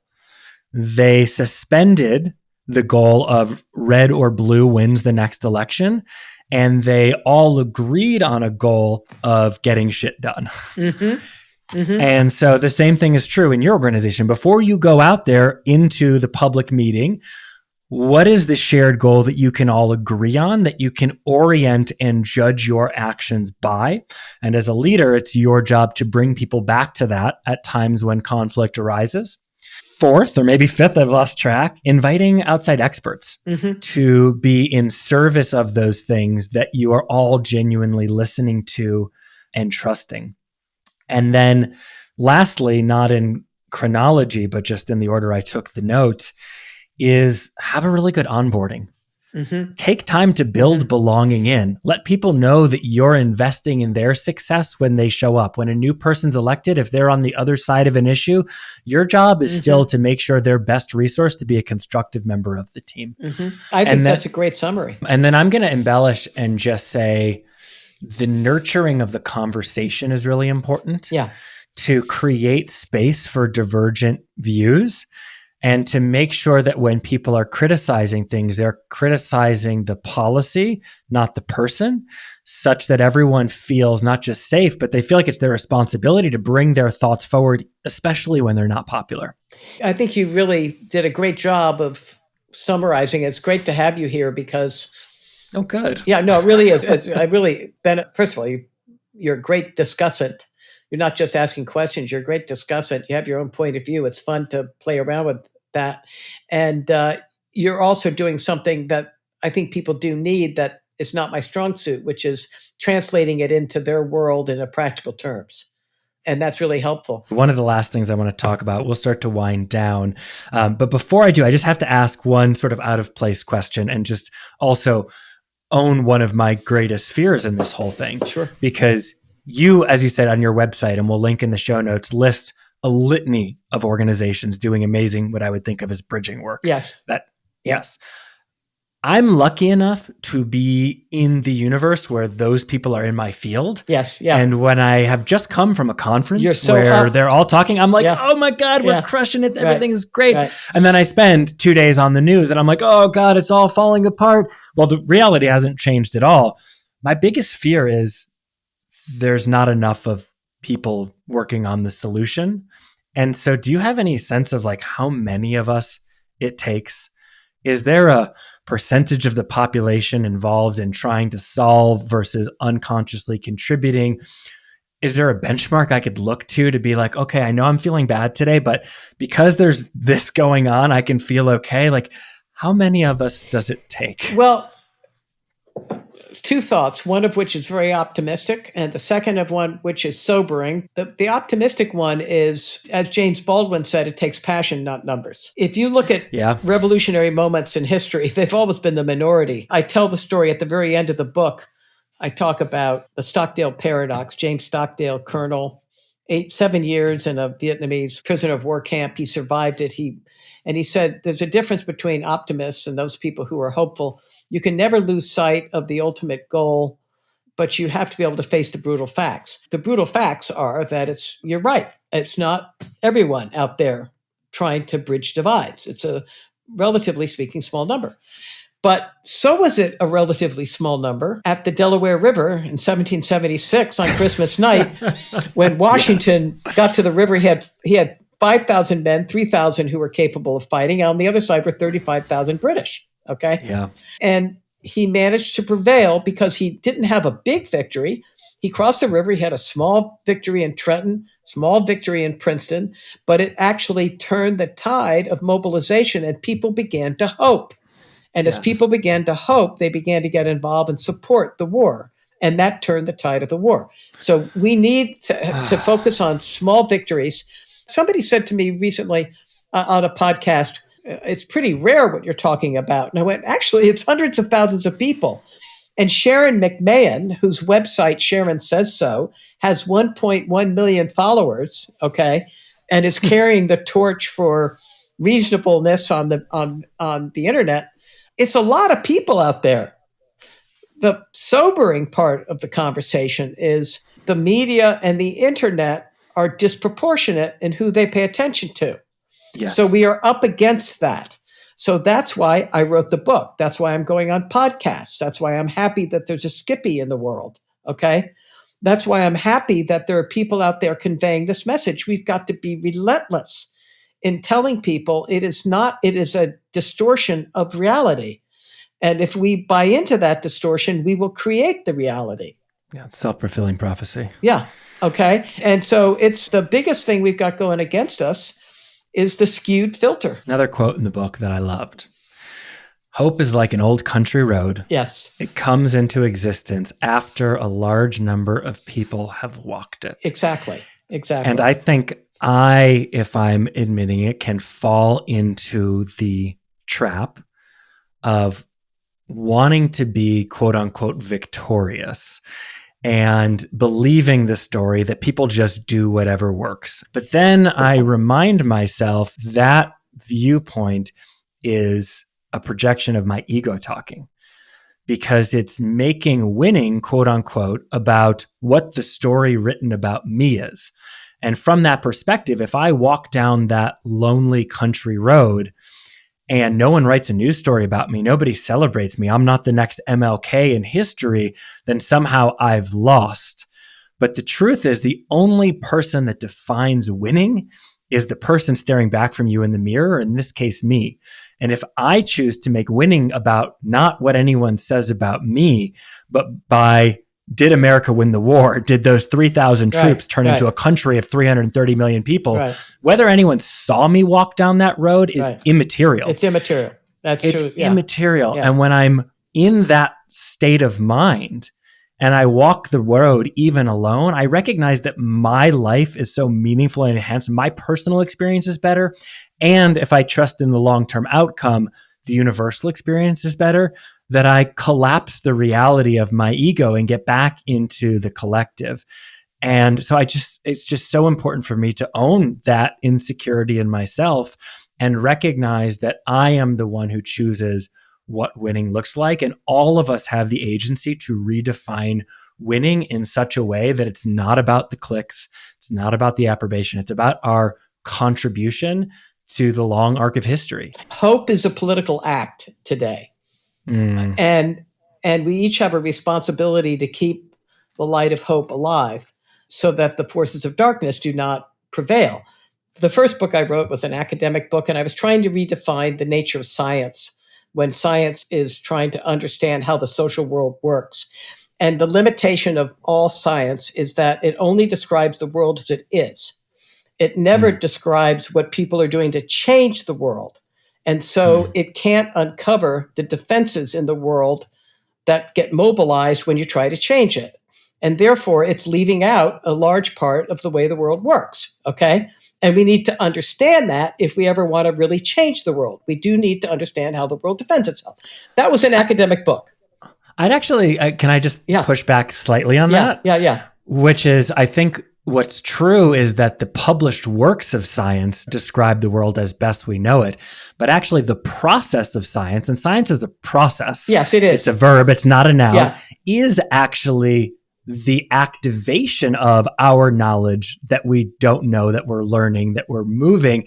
And I think where science has fallen, so what you describe is correct, where science has failed to inoculate itself against criticism is not adequately explaining that fact and owning that everything it figures out is right is almost always disproven at some point. Yes, and people don't understand that any proposition is just an approximation. So yeah, I would totally agree with what you're saying. I'm trying to get at the sad reality that we're not trying to study change more. But the other two books were basically geared towards leaders in organizations, okay? And I was trying very hard for people who do my kind of work to understand what it takes to transform an organization, okay? Which is a system. And I was trying to leave that behind. This book is a whole different ballgame for me, okay? And I have extremely ambitious hopes for this book. I think citizens at this point in time need to rethink how we think about ourselves in terms of our inalienable responsibilities, not just our inalienable rights. We need to understand the importance of reaching across divides for the sake of the future of our country and our children. It's a call to action that I want everyone to understand and to take to heart. It means the world to me. If it fails, if I can't succeed in doing that, will I feel badly? Oh, you better believe it. But not doing it was not an option. And I made a bunch of choices along the way that were not in the interest of winning. Because I wanted the book to get out quickly, I decided not to go with a top 5 publisher. Penguin's published me in the past. I went with a hybrid publisher. That closes a bunch of doors. It makes getting the book out much harder. But there's no way I was going to wait another 12 months for the book to get out. Okay? Yeah. So I looked to people like Skippy to help me get the word out. And your listeners. Because there's no guarantee. I'm going to go back to something you started describing because I think it's really the answer that I'm seeking to understand. You talk in the book about the need for a new nonviolent resistance movement. Yes. The idea of what's the equivalent of today's lunch counter sit-ins, where we're not there to look at those who are behaving badly and try to beat them with violence or hate, but simply to point out directly and clearly what we see, but do so with love, inviting them in. And the people who are going to be on the front lines of this in many ways, or who certainly have the best opportunity to be leveraged on the front lines, the random person in Selma sat down and played a huge role, and this couldn't have happened with them. But it was the leveraged impact of leaders like John Lewis, for instance, that really amplified these efforts.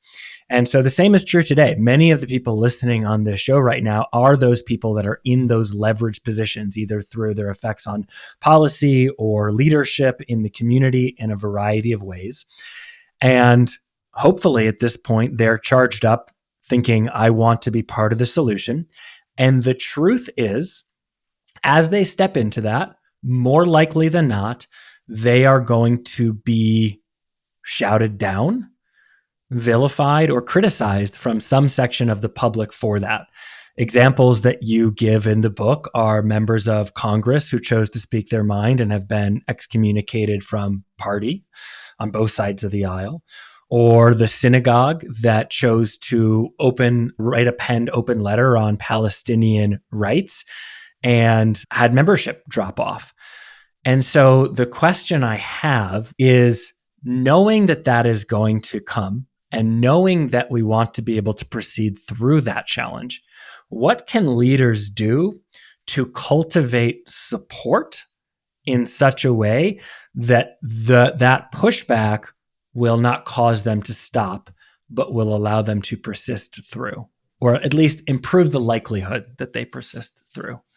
This may be oversimplified, and please push back. Each of us has to find within us the courage of our convictions, because people are going to push back and we are going to fail at times. We are going to be yelled down. We're going to be humiliated.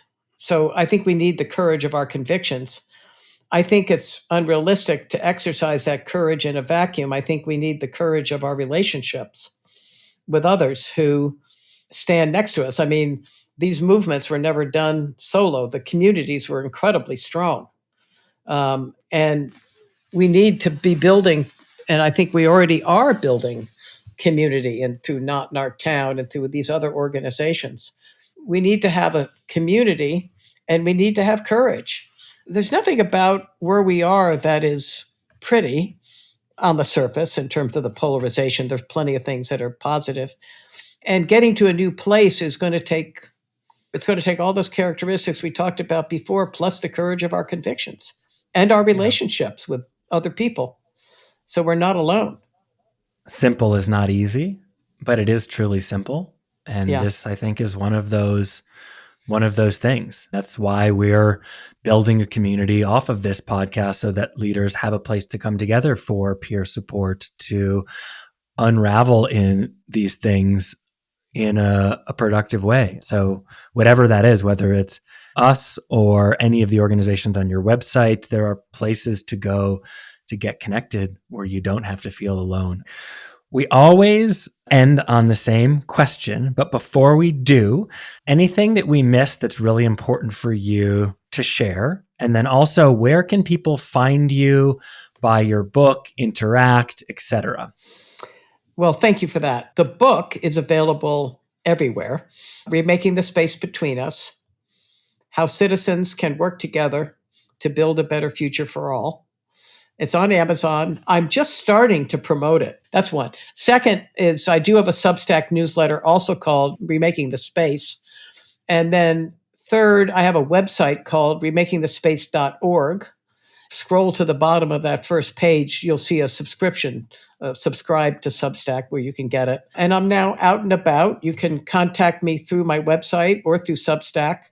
I'm hoping to build a community on Substack. Thank you so much for being here. This has maybe been my most fun interview yet. And you have some amazing co-interviewees. It's just really great. And I think action-packed and a lot of transferable knowledge here that I hope many people will use.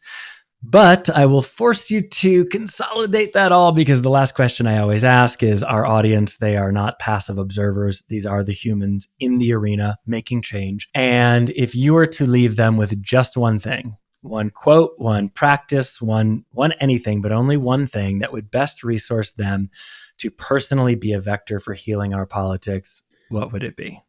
Well, first, they are doing God's work. So I want to thank each and every one of you for doing it. It's a terribly difficult time to be in politics. And people who have chosen to serve have my admiration and gratitude. I know you said one thing. I'm going to leave you the big thing, which is, I think it's Stockdale's paradox. I think it's very important that everybody understand that ultimately we will prevail. We will get to where we want to go. And that it is not an easy trip from here to there. And so you need to take care of yourself. You need to build in the supports. You need to not lose your better self. It's very important that we not let others bring the worst out in us, that we continue to strive to bring the best out of them. You know, Skippy, this has been a lot of fun. I like the long form. You're terrific. I'm going to have to adopt you now. I would accept that adoption. I'll sign the papers right now. I mean, no, you're very positive, which I really appreciate, but you're also grounded in reality. You have a grasp of history, which, by the way, also helps. I would recommend that to everybody. And yet you don't let it get you down. And I have my down days. I have a lot of down days. but you're bouncing back up, and I really respect that. So thank you. Oh, thank you for that. I really appreciate that observation. That means a lot. Thank you so much for joining us today. If you want to put what you've heard here today into practice, sign up for our newsletter, The Leader's Handbook, where each month you'll receive just one email with a curated selection of the most useful tools and practices discussed on this podcast today and over the course of the last month, delivered in simple how-to worksheets, videos, and audio guides, so you and your teams can try and test these out in your own life and see what best serves you. And lastly, if you want to be a vector for healing our politics, if you want to do your part, take out your phone right now and share this podcast with 5 colleagues you care about. Send a simple text, drop a line, and leave the ball in their court. Because the truth is, the more those around you do their work, the better it will show up in your life, in your community, and in your world. Have a beautiful day.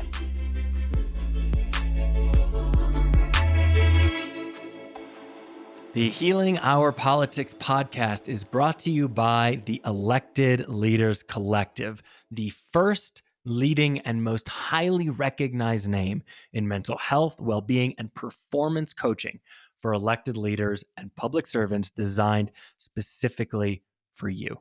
Now, don't be fooled by the name. The Elected Leaders Collective is not just for elected leaders. It is for all public servants, staffers, volunteers, government, nonprofit, whole organizations. This is for you. If you are filled with passion for improving your community and world, but are tired, as I am, of the anger, stress, and vitriol, if you find yourself banging your head against that same wall, struggling with the incoming criticism and threats, arguing with colleagues who are supposed to be on your team, and questioning if it's even worth it anymore, then the Elected Leaders Collective programming is specifically for you.